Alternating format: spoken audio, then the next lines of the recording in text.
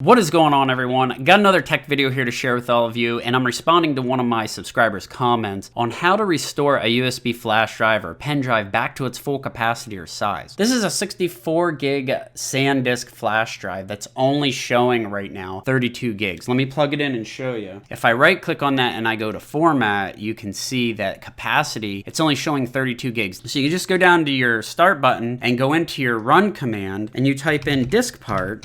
It's this nice little utility, and what you want to do now is type in list disk and hit enter, and this is going to show you all your disks. Disk O is my main SSD drive. Disk 1 is my backup drive. Disk 2 is the flash drive, and it's showing 59 gigs right there. I know that's my 64 gig flash drive. So what I want to do is select that particular drive. If yours shows volume in here, then you'll type this as select volume.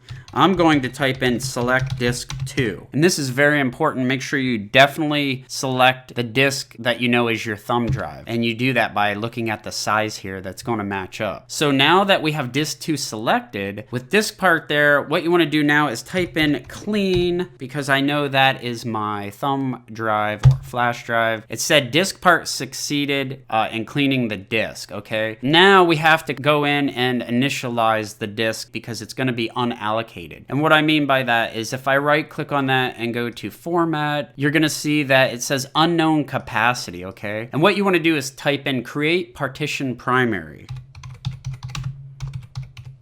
Make sure you type in everything correctly.